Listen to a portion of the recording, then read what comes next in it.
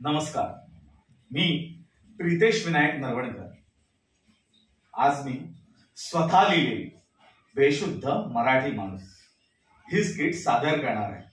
चला,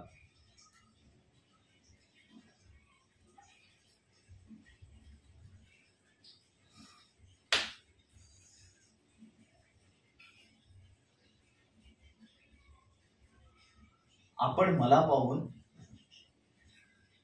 असा विचार करत असाल, हा माणूस एवढा अस्वस्थ का आहे? कसला विचार करतो आहे?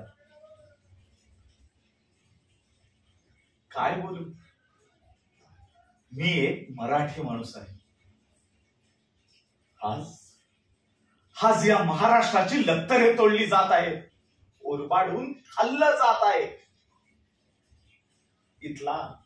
इथला स्थानिक मराठी माणूस या राजकारण्यांच्या जाळ्यात अक्षरशः गुरफटला आहे। याला जबाबदार कोण? ही चार टकली थोड्याफार पैशासाठी आपला स्वाभिमान विकणारी, आपली लायकी दाखवून देणारी, कवडी मोलाची किंमत करून घेणारी, स्वतःला तर विकता आहेतच, पण महाराष्ट्राला सुद्धा।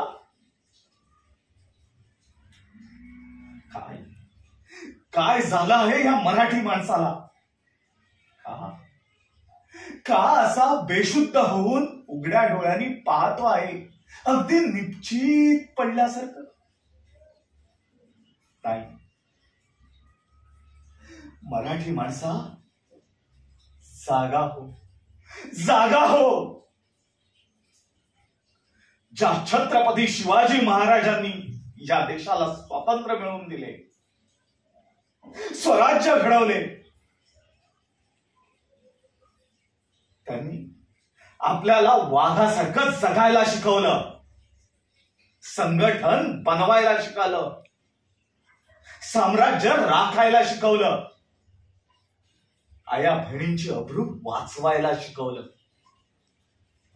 गनिमी कावा शिकवला, आणि या मराठी माणसाला स्वाभिमान शिकवला। अशा या वाघाचे छावे आज अगदी बेशुद्ध होऊन निश्चित पडल्यासारखे या महाराष्ट्राचे तुकडे होताना पाहतायत उघड्या डोळ्यांनी। एकमेकात वैऱ्यासारखे भांडतायत, एकमेकांच्या गळे दाब करतायत, पण काय चाललंय हे?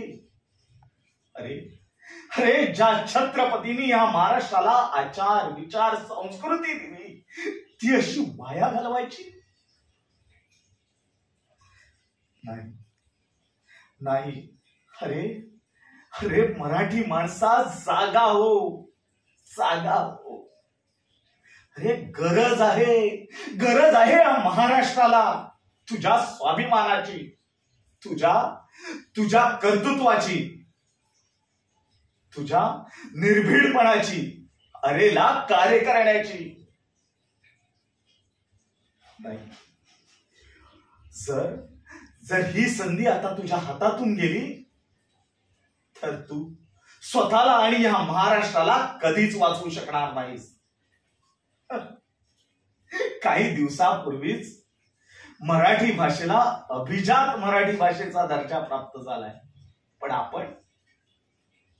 आपल्याला साधी मराठी बोलायची लाज वाटते। अरे शंड आहात तुम्ही, शंड।